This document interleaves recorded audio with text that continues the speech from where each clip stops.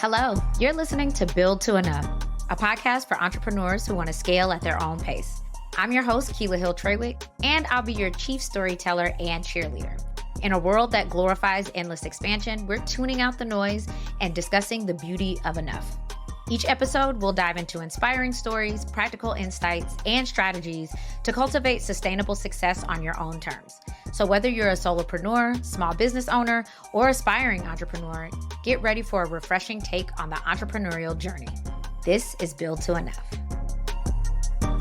Hello and welcome back. I'm your host, Keila Hill-Trawick, and today we are talking about the need to constantly evolve, innovate, and adapt because, as the saying goes, what got you here won't get you to the next level. I mean, it doesn't go exactly like that, but you know what I mean. So, we're going to talk about the comparison trap that many business owners fall into because you can get too comfortable. You build a thing, you finally feel like it's leveled out, and you think that you can set it and forget it. But the reality is, those habits can hinder your process. If you don't start thinking about the differences between where you were when you started to the business that you're building or maintaining right now, you end up in a trap that gets hard to break free from. And we want to help you with that because we want you to continue to grow in the ways that make sense for you. So let's jump in. So let's start with the comparison trap. I mean, we live in an age of social media. It is pretty much inevitable that you are going to see something or someone similar to you and what you do and automatically start comparing yourself to other people. It's often the highlight reel, which we always talk about, where the success stories of other entrepreneurs are being shown. And so it can be easy to feel like you're falling behind. But here's the thing. You're not. You're not them. They're not you. You start feeling inadequate and you get distracted from your own path, but everybody's journey is unique. And I, as an accountant, have seen so many tax returns and so many background processes and so many internal organs of businesses to tell you that even the ones that look shiny, new, and fantastic on the outside may not really be doing well internally. And that's not a reason to compare yourself. I'm not saying that like they're not doing as good as you think they are, so you should feel better about yourself. What I am saying is that we're all going through similar journeys of ups and downs. And just because you're only seeing the ups doesn't mean that the downs don't exist. At the end of the day, you have to focus on your own progress and milestones. The success that you see in other people takes time, hard work, failures, learning curves, all of these pieces that we are going to run into too. But there isn't a fast track beyond the work. The work is the work. And so once you learn that, and once you're really intentional about keeping your eyes on your own paper, it gets much easier for you to be able to build the business to your enough. It gets easier to build to a place that you actually want to be instead of growing, scaling, and maturing a business that you didn't want in the first place.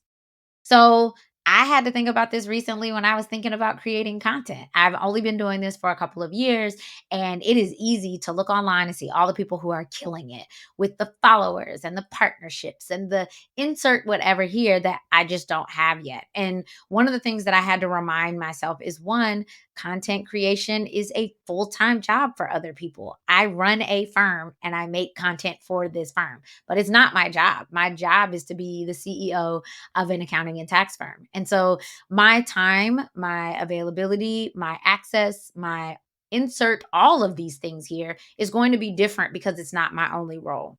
The other thing is, they didn't necessarily get there alone, whether that is partnerships or groups, tools or resources, or even financial backing behind marketing and advertising that supported them. We often assume that everything that is happening is organic when that's not necessarily true. And so, have I taken advantage of those same things? Not necessarily, but I do know that they're available and could potentially push me in ways that doing it myself can't. This is also something to think about when we talk to our clients, right? So when we are hearing their profit margins and their, desire to build a team and all of these pieces that they're doing to grow their businesses, one of the first questions that we ask is, what do you want? What are your goals? Not just for your business, but for you personally. For example, if you see big firms and agencies that have 30 people and that becomes your goal, you have to realize that you now have to manage 30 people, or at least a level of leadership that is then managing the remainder of those people. Is that actually how you want to spend your time? And if it is, let's put a plan in place to make sure that you can do that. But if it's not, let's get clear on the business that you want to run so that we can talk about the financials and the KPIs and the team that is necessary to bring that to fruition.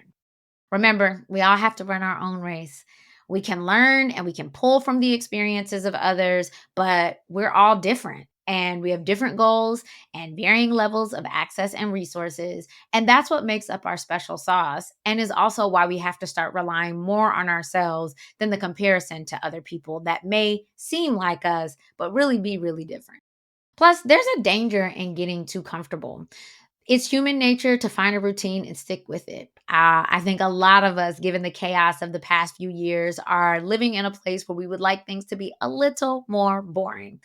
But when you're running a business, what got you to your current level of success won't necessarily get you to the next. So I think about, for example, people who are DIYing their financing or their marketing or whatever those business departments are.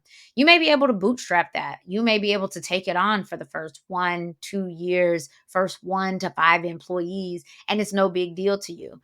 But then as you expand, as you hire more of a team, as you make different service offerings, more expansive service offerings, as you raise your prices. All of the things that you did to begin are not necessarily things that you're going to do now. So, one of the things that I think about for this are things like technology or software. There are very simple ways for you to build a business on a pretty small tech stack when you start. And this is not to say that companies can't continue with really small tech stacks. But what I found is when you want to improve a client experience, when you want to make sure that you're getting the best out of each system, your tech stack grows a little bit. And that comes with learning opportunities. It comes with training opportunities for your team. And you realize that when you were just using two things at the beginning, it turns out that maybe five softwares does this better. And you have to be aware of what that's going to look like as a transition for your team. Maybe that is a different way that your clients interact with you. Like when we instituted a portal for people to upload documents and retrieve documents as needed. That was much different than going to a drive folder or something like that. So keep that in mind. Keep in mind the idea that, like, what you did at the very beginning might have gotten you to a level of success that it can't take you beyond. And so a reminder that complacency is the enemy of growth. So you want to regularly challenge yourself and your team to think outside the box. Start asking yourself on a consistent basis, what can we do better? What are the emerging trends in our industry? And how can we improve our products or services? There may be periods that for weeks, months, even quarters at a time, nothing changes. And you say that we are good. But continuously ask yourself that because when it's time for you to pivot or make changes or just make small tweaks or adjustments, you want to be ready for those and not so stuck in this is the way that we've always done it that you don't have the opportunity for change. Alongside that, you're always going to be reassessing and innovating. And I will say that we have had to do this several times at Little Fish at varying degrees. So at one point, we completely revamped our services. We had a team retreat where we talked through all of it, and it felt like I was building the business from scratch. A couple years later, we went in and we revamped our project management system to join the internal and external components into one system. And they were big and they were hairy and they were scary and they took a lot of time and sometimes a lot of money. But it helped us to move in the direction of the business that I actually wanted to run. And without that constant stopping and saying, hey, are we where we want to be? Are we serving who we meant to serve? Are we doing the level of work that we promised?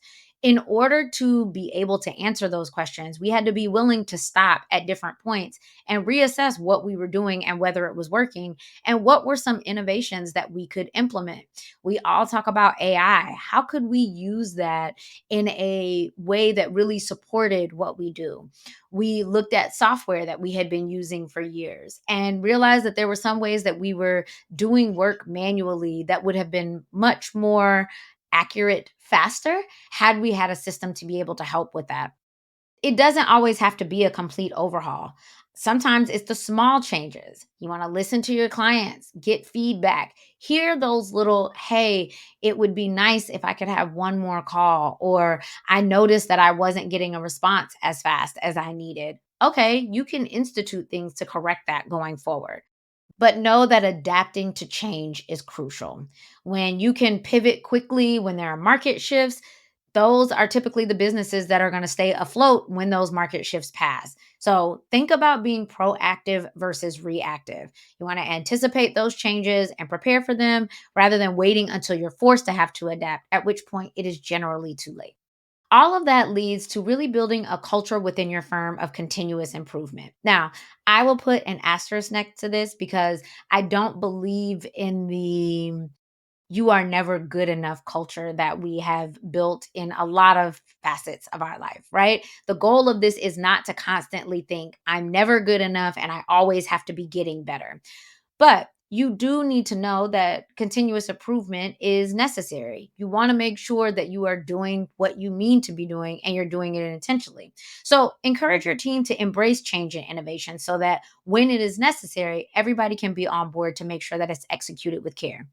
Create an environment where new ideas are welcome and experimentation is supported. Give your team the opportunity to try some things out to figure out how they work and maybe determine that they're not going to be a good fit for your business. But you got to have that trial and error spirit to be able to do things better and faster than you may have been able to do them in the past.